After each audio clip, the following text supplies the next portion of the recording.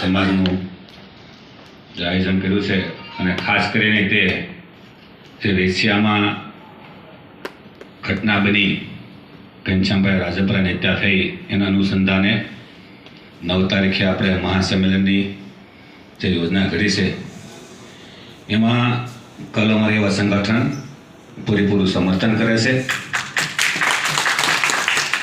આજે સિસ્ટમને અને અન્ય સમાજને ખબર છે કે કલમ એવા સંગઠન શું છે. હું શાંત છું એટલે એવું નહીં માનતા કે ધરમસિંહ ડાભા શું છે. ગુજરાતમાં ધરમસિંહ ડાભા જે સમાજને લડાઈ લડ્યો છે ને એ કોઈની તાકાત નથી. જરૂર પડે તો ધોકાઈ ઉપાડ્યા છે અને માર્યા છે. આ ઘટના જે બની, હું ડરવાની વાત નથી કરતો. જો ભાવનગરમાં બની હોય ને તો માર ખાને જાય. હું ચેલેન્જ મારું છું તમતારે. હું કોઈના પેટનો છું, કોઈનું હોય છે. કોઈની હિંમત હોય તો આવે ભાવનગરમાં કે ધરમસિંહ ડાભા શું છે. એટલે કોઈ એવી પીછું દલાલ કરીને કામ કરતો હોય ને તો ચેલેન્જ છે તમતારે ધરમસિંહ ડાભાને ફોન કરજો કે તારો કાર્યક્રમ બગાડવા આવી છે. એટલે હું એમ નથી કહેતો કે આ ઘટનાને આમ કરું તેમ કરવું જોઈએ. આજે ઘટના શા માટે બને છે? મહાપુરુષોએ કીધું કે ઘટના એ માટે બને છે કે આપણે એક સાથે કોંગ્રેસ ભાજપ કે આમ આદમી પાર્ટીનો પેચો દલાલ બની રહ્યો છે. અને કોઈના પેટમાં આવે અને કોઈના ખૂનમાં આવ્યું. કઈ છોકરા બબાલ કરતા હતા, હું બહાર આવું છું તમતારે જે કરું કરી લેજો તમતારે.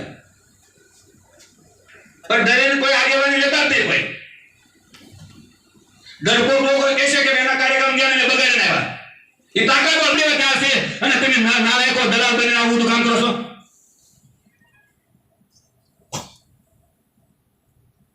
હમણાં મેં થાળા પેપરમાં ઠોક્યા છે બધા રાજુભાઈ નો ઠોક્યા. અને મિનિસ્ટર કેન્દ્રીય મિનિસ્ટર છે મનસુખ માંડવિયાના એને ઠોક્યા છે. જાહેરમાં કહું છું તમતારે ધરમસિંહ ડાભાને જે ઉકેલું ખેલે તમતારે.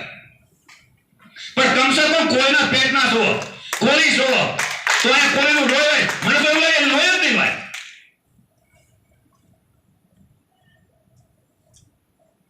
એટલે આપણે એક મળીને કામ કરીએ. સમસ્ત કોળી ઠાકોરની વાત કરીએ છીએ અને મને તો ગૌરવ છે, આજે આનંદ થાય છે કે કોળી ઠાકોર એકરે લડાઈ નીકળ્યો છે. નકર કોઈ ડોક્ટર સિંબાનું ખેંચતો હોય, સારું મામ ખેંચતું હોય. એટલે આનંદની વાત હોય છે કે કોળી ઠાકોર એક મંચ ઉપર બેઠો છે. એટલે આપણે કોઈના બાપની તાકાત નથી કે આપણે એમાં થઈ શકે. ખાલી બેહવાની શરૂઆત કરી મહત્વનું છે. અને કોળી ઠાકોર વાત આવી એટલે તો બધા નજર કરી ગયા છે કે આ બધા એક થઈ જાય તો ખુરશી પડી જાય છે. અને પડી જોઈએ રાજસત્તાની વાત કરીએ જોઈએ. રાજકારણ કઈ થશે જ નહીં. કાશીરામ સાહેબ થઈ ગયા યુપીમાં સાયકલ લોકોને સગેરા દલિતોને અને 4 વાર મુખ્યમંત્રી માયાવતી બનેવા અને કોની હેસિયત છે દલિતોને એવું કરે કે ગુંડા ભાગી ગયા. ગુંડા જ્યાંથી માયાવતી મુખ્યમંત્રી બન્યા આવ્યા નહોતા. ઈ તાકાત છે રાજનીતિમાં. અને બધા કે રાજનીતિની વાત નહીં કરવાની.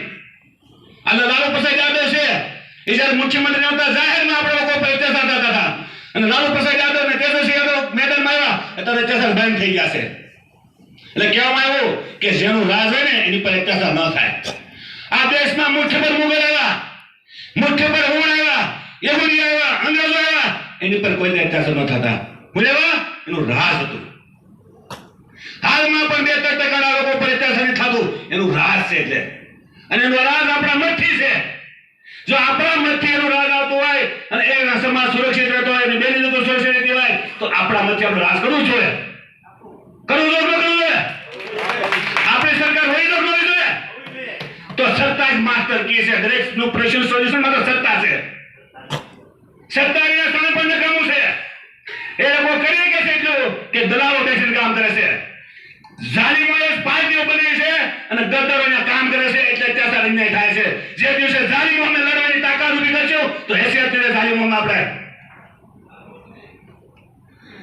એ જાજો નહીં કહેતા વિષયમાં અને જબરજસ્ત સંખ્યામાં આવશું હું શેલા નથી વાત કરતો ને સંખ્યા કહેતો, પણ જ્યાં કલમ આવ્યા સંગઠન આખા ગુજરાતમાં કામ કરે છે એ બધા તમ તારે આવશો અને તાકાતથી આવશો તમ તારે અને સંમેલન